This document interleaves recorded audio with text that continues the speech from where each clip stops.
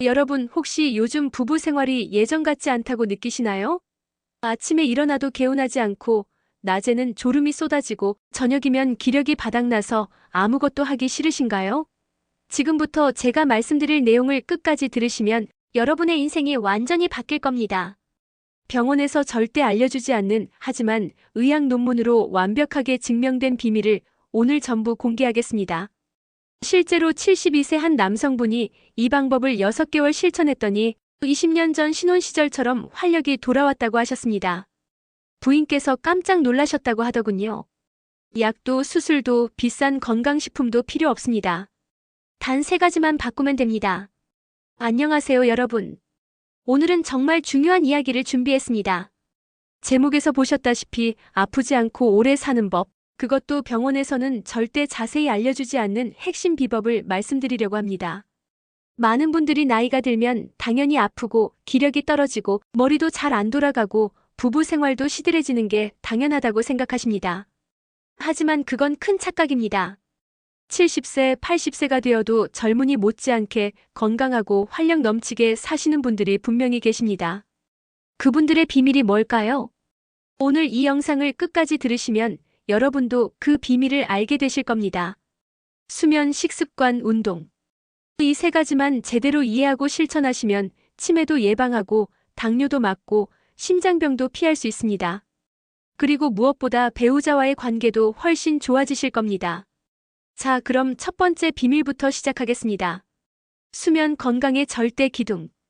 여러분 혹시 하루에 몇 시간 주무시나요? 4시간? 5시간? 6시간? 만약 7시간 이하로 주무신다면 지금 당장 이 부분을 집중해서 들으셔야 합니다. 왜냐하면 수면 부족은 단순히 피곤한 게 아니라 여러분의 목숨을 서서히 갉아먹고 있기 때문입니다. 영국의 전설적인 총리였던 마거릿 대처 기억하시나요? 철의 여인이라고 불렸던 강인한 여성 정치인이었죠.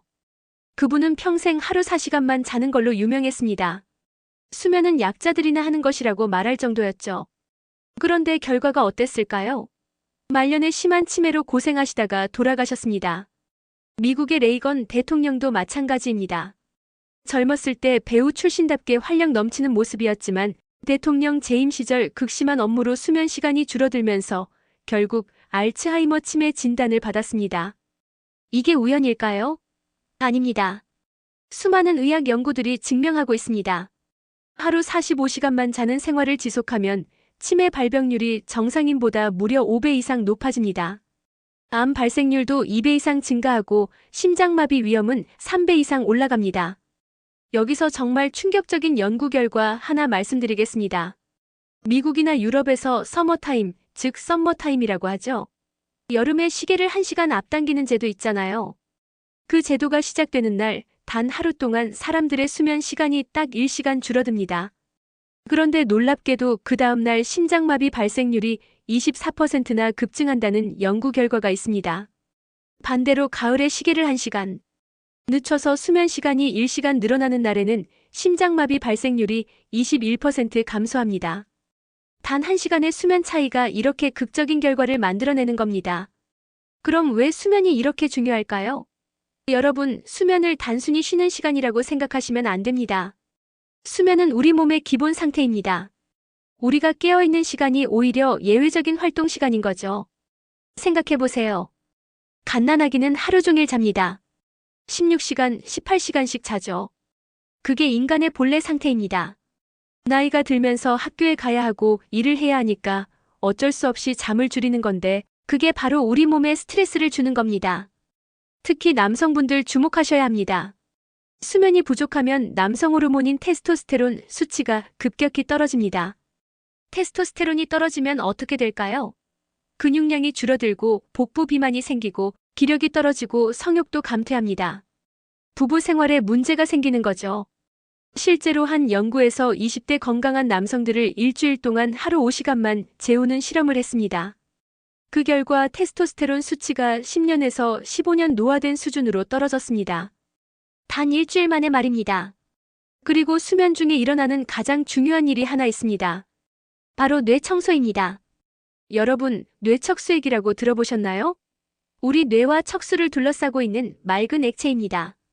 이 뇌척수액이 수면 중에 뇌 전체를 씻어냅니다. 낮 동안 우리 뇌는 엄청난 활동을 합니다. 생각하고 기억하고 감정을 느끼고 몸을 움직이고 이 과정에서 뇌세포들이 노폐물을 배출합니다. 마치 자동차 엔진이 돌아가면 배기가스가 나오는 것처럼요.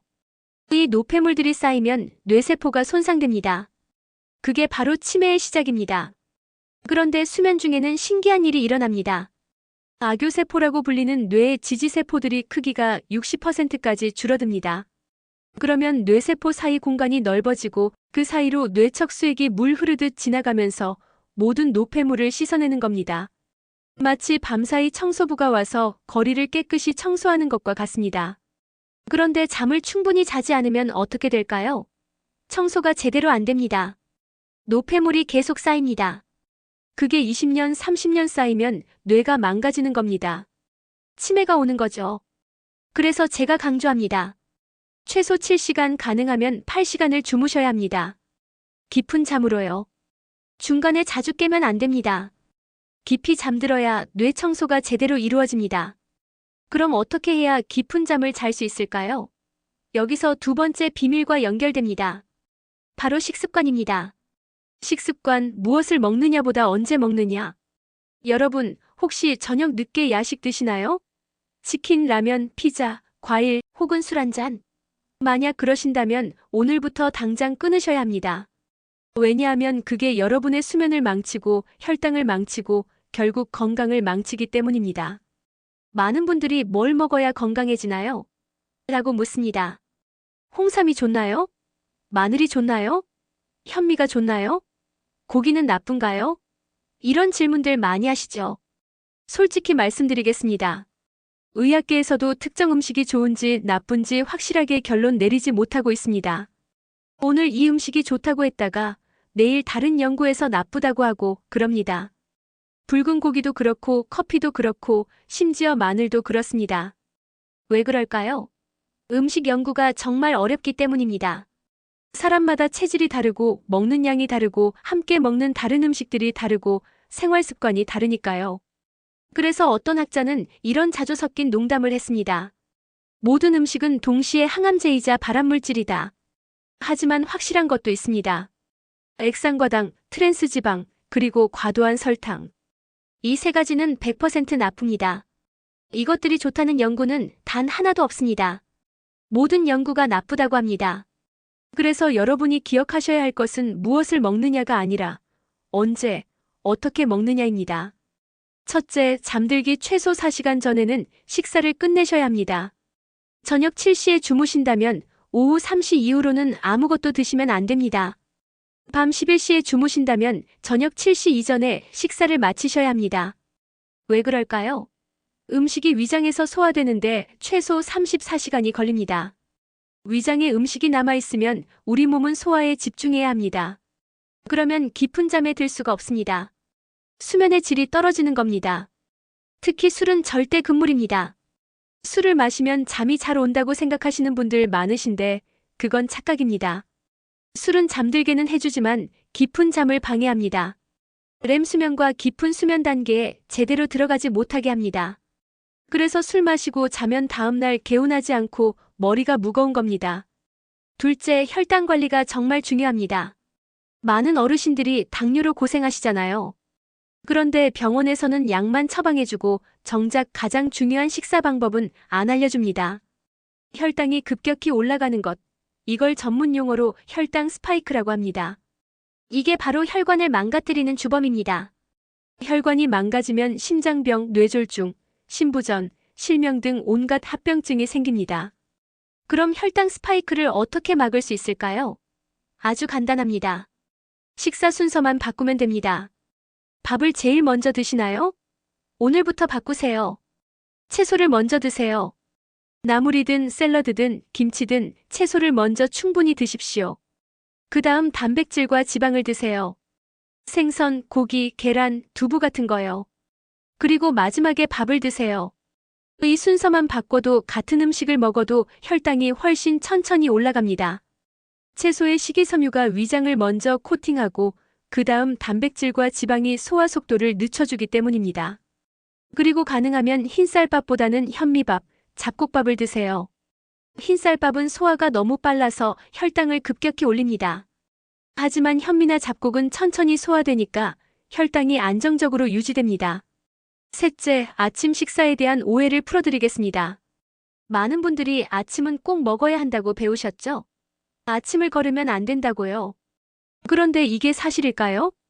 결론부터 말씀드리면 아침을 꼭 먹어야 한다는 과학적 근거는 없습니다. 오히려 아침을 거르는 것이 건강에 더 좋을 수 있습니다. 왜 아침을 꼭 먹어야 한다는 생각이 퍼졌을까요? 20세기 초 산업화 시대로 거슬러 올라갑니다. 공장에서 일하는 노동자들에게 아침부터 에너지를 공급해서 생산성을 높이려는 목적이었습니다. 그때부터 아침 식사 산업이 발달했고 아침을 먹어야 건강하다는 메시지가 퍼진 겁니다. 하지만 생각해보세요. 우리 조상들은 어땠을까요?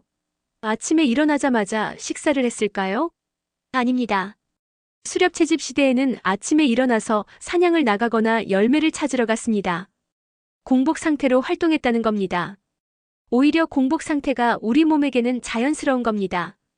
공복일 때 우리 몸은 집중력이 높아지고 감각이 예민해지고 저장된 에너지를 효율적으로 사용합니다. 특히 현대인의 아침 식사를 보세요. 오렌지 주스, 식빵에 잼, 시리얼에 우유. 이게 다 뭡니까? 당분 덩어리입니다. 아침부터 혈당을 급격히 올리는 최악의 식단입니다. 이렇게 먹으면 10시쯤 되면 저혈당이 와서 또 단 것을 찾게 됩니다. 악순환이 시작되는 거죠. 그래서 제가 권해드리는 방법은 간헐적 단식입니다. 저녁 6시에 식사를 마치고 다음날 점심까지 아무것도 먹지 않는 겁니다. 그러면 자연스럽게 18시간 공복 상태가 유지됩니다. 이게 왜 좋으냐? 인간의 몸은 12시간 이상 공복 상태가 되면 자가포식, 전문 용어로 오토파지라는 과정이 시작됩니다. 자가포식이 뭐냐고요? 우리 몸의 세포들은 시간이 지나면 낡고 손상됩니다. 마치 오래된 자동차 부품처럼요. 그런데 공복 상태가 지속되면 우리 몸이 스스로 이 낡은 세포들을 분해해서 재활용합니다. 그리고 그 재료로 새로운 건강한 세포를 만듭니다. 이 자가포식 과정이 활발하게 일어나면 어떻게 될까요? 세포가 젊어집니다. 면역력이 높아집니다. 암세포가 생기는 것을 막습니다. 치매를 예방합니다. 체지방이 줄어듭니다. 피부가 좋아집니다. 노벨상을 받은 이론입니다. 2016년 일본의 오스미 요시노리 교수가 자가포식 메커니즘을 밝혀서 노벨 생리의학상을 받았습니다. 그런데 여기서 중요한 사실 하나 더 말씀드리겠습니다. 자가포식은 운동을 하는 사람과 안 하는 사람이 완전히 다릅니다. 운동을 꾸준히 하는 사람은 1214시간만 공복을 유지해도 자가포식이 시작됩니다. 하지만 운동을 전혀 안 하는 사람은 36시간 이상 굶어야 자가포식이 제대로 시작됩니다. 그래서 세 번째 비밀로 넘어갑니다. 바로 운동입니다. 운동, 미토콘드리아를 깨워라. 여러분, 운동의 목적이 뭐라고 생각하세요? 살 빼려고? 근육 키우려고? 물론 그것도 맞습니다. 하지만 진짜 핵심은 따로 있습니다. 바로 미토콘드리아를 활성화시키는 겁니다. 미토콘드리아, 중학교 생물 시간에 들어보셨죠? 세포 안에 있는 작은 발전소입니다. 우리가 먹은 음식을 에너지로 바꿔주는 곳이죠. 그런데 나이가 들면 미토콘드리아의 수가 줄어들고 기능도 떨어집니다. 그러면 어떻게 될까요? 에너지가 안 나옵니다. 피곤합니다. 기력이 없습니다. 살이 찝니다. 머리가 안 돌아갑니다. 반대로 미토콘드리아가 많고 건강하면 어떻게 될까요? 에너지가 넘칩니다. 피곤하지 않습니다. 체지방이 빠집니다. 머리가 맑습니다. 그리고 남성분들 주목하세요. 활력이 생깁니다. 부부 생활에도 자신감이 생기는 겁니다. 그럼 미토콘드리아를 어떻게 늘릴 수 있을까요? 바로 운동입니다. 그것도 특정한 방식의 운동이 필요합니다.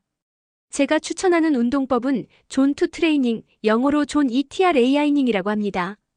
이게 뭐냐면 심박수를 적정 수준으로 유지하면서 30분에서 40분 이상 지속하는 유산소 운동입니다. 구체적으로 설명드리겠습니다. 먼저 자신의 최대 심박수를 계산하세요. 220에서 자신의 나이를 빼면 됩니다. 예를 들어 70세라면 220 빼기 70은 150입니다. 최대 심박수가 150이라는 겁니다. 존2 트레이닝은 이 최대 심박수의 6,570%를 유지하는 겁니다. 70세라면 150의 70%, 즉 105 정도의 심박수를 유지하면서 운동하는 겁니다. 이 심박수가 어느 정도냐면 숨이 약간 가쁘지만 옆 사람과 대화는 할 수 있는 정도입니다. 너무 힘들어서 숨이 턱까지 차오르면 안 됩니다. 그렇다고 너무 편하게 산책하는 것도 아닙니다. 딱 중간 정도의 강도입니다. 운동 종류는 뭐든 상관없습니다. 빠르게 걷기, 가볍게 뛰기, 실내 자전거, 수영, 등산 등등. 중요한 건 심박수를 그 구간에 유지하는 겁니다. 요즘은 스마트워치나 스마트밴드가 저렴하게 나오잖아요. 그걸 하나 구입하셔서 운동할 때 심박수를 체크하시면 됩니다. 처음에는 잘 모르실 수 있지만 몇 번 해보시면 자기 몸이 어느 정도 강도로 움직여야 하는지 감이 오십니다. 이 존2 트레이닝을 주 34회, 매번 30분, 40분씩 하시면 됩니다. 그러면 미토콘드리아의 수가 늘어나고 기능이 좋아집니다. 실제로 연구 결과를 보면 8주에서 12주 정도 꾸준히 하면 미토콘드리아가 3040% 증가합니다. 그리고 운동의 마지막 5분 정도는 강도를 약간 올려보세요. 심박수를 최대 8085%까지 올리는 겁니다. 짧게 숨이 좀 차도록요. 그러면 효과가 더 좋습니다. 운동하면서 명상하는 것도 추천합니다. 걷거나 뛰면서 자기 호흡에 집중하고 주변 자연을 느끼고 생각을 비우는 거죠. 이러면 정신 건강에도 엄청나게 도움이 됩니다. 특히 남성분들 운동이 테스토스테론 수치를 높여준다는 거 아시죠? 근력 운동과 유산소 운동을 병행하면 남성 호르몬이 자연스럽게 증가합니다. 그러면 근육량이 늘고 체지방이 줄고 기력이 살아나고 자신감이 생깁니다. 부부관계도 자연스럽게 좋아지는 겁니다.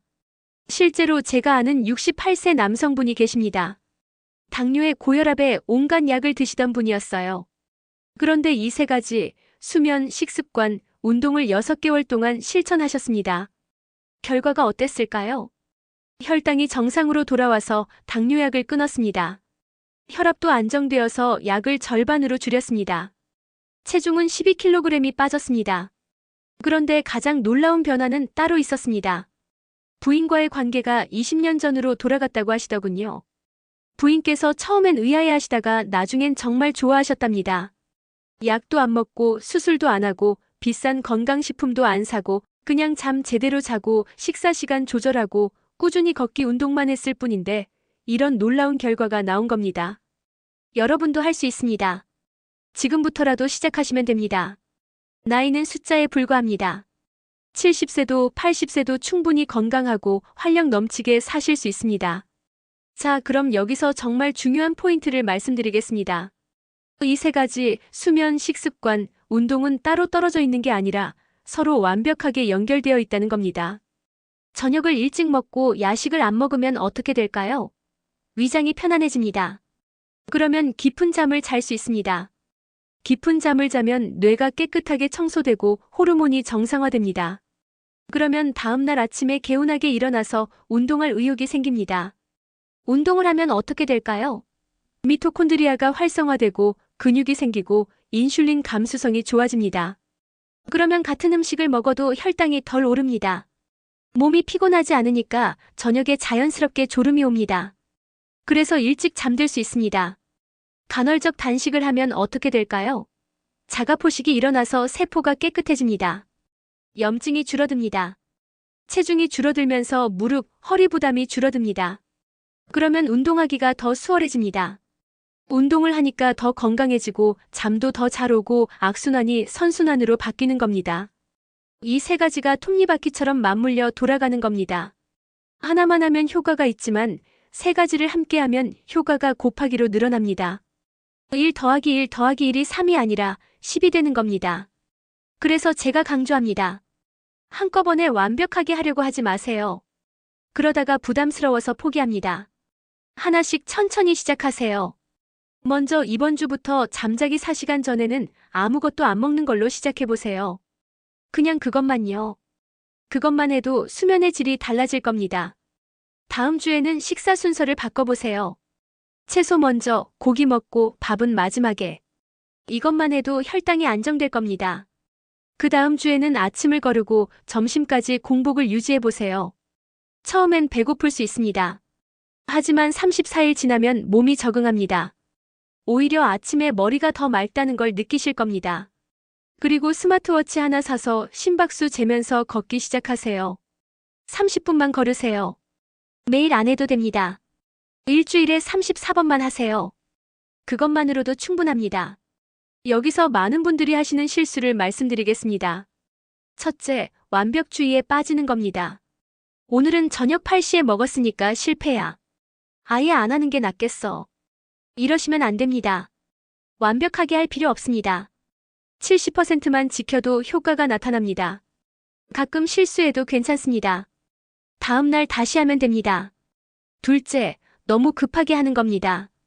갑자기 하루에 한 끼만 먹겠다고 하거나 매일 1시간씩 달리겠다고 하면 며칠 못 가서 포기합니다. 천천히 시작하세요. 몸이 적응할 시간을 주세요. 셋째, 약을 임의로 끊는 겁니다. 지금 고혈압약이나 당뇨약을 드시고 계시다면 절대 혼자 판단해서 끊으시면 안 됩니다. 반드시 담당 의사와 상의하셔야 합니다. 다만 이런 생활 습관을 지속하시면 약의 용량을 줄일 수 있는 가능성은 충분히 있습니다. 넷째, 건강식품에 의존하는 겁니다. 많은 분들이 홍삼, 오메가3 유산균, 비타민 등 온갖 건강식품을 드십니다. 물론 필요한 경우도 있습니다. 하지만 건강식품은 보조일 뿐입니다. 근본은 수면, 식습관, 운동입니다. 이 세 가지가 바로 서지 않으면 아무리 비싼 건강식품을 먹어도 소용없습니다. 다섯째, 남과 비교하는 겁니다. 옆집 할아버지는 저렇게 하던데 나는 왜 안 될까? 이러시면 안 됩니다. 사람마다 체질이 다르고 건강 상태가 다릅니다. 자기 몸에 맞게, 자기 속도에 맞게 하시면 됩니다. 특히 남성분들께 따로 말씀드리고 싶은 게 있습니다. 나이가 들면서 남성으로서의 자신감이 떨어지는 걸 느끼시죠? 예전만 못하다는 생각에 위축되기도 하시고요. 그런데 이게 다 노화 때문만은 아닙니다. 수면 부족, 나쁜 식습관, 운동 부족 때문입니다. 이 세 가지만 개선해도 60대, 70대에도 충분히 활력 넘치는 삶을 사실 수 있습니다. 실제로 연구 결과를 보면 규칙적으로 운동하는 65세 남성의 테스토스테론 수치가 운동하지 않는 45세 남성보다 높습니다. 나이가 문제가 아니라 생활 습관이 문제인 겁니다. 그리고 부부관계도 마찬가지입니다. 나이 들면 당연히 그런 것에 관심이 없어진다고 생각하시는데 그건 오해입니다. 건강하면 70대, 80대까지도 충분히 행복한 부부 생활을 유지하실 수 있습니다. 중요한 건 약이나 보조제가 아니라 근본적인 건강입니다. 잘 자고 제대로 먹고 꾸준히 움직이면 자연스럽게 호르몬이 정상화되고 혈액순환이 좋아지고 에너지가 생깁니다. 부인께도 좋은 일입니다. 건강한 남편과 오래오래 행복하게 사시는 거잖아요. 서로에게 부담 주지 않고 활력 넘치게 노년을 즐기시는 겁니다.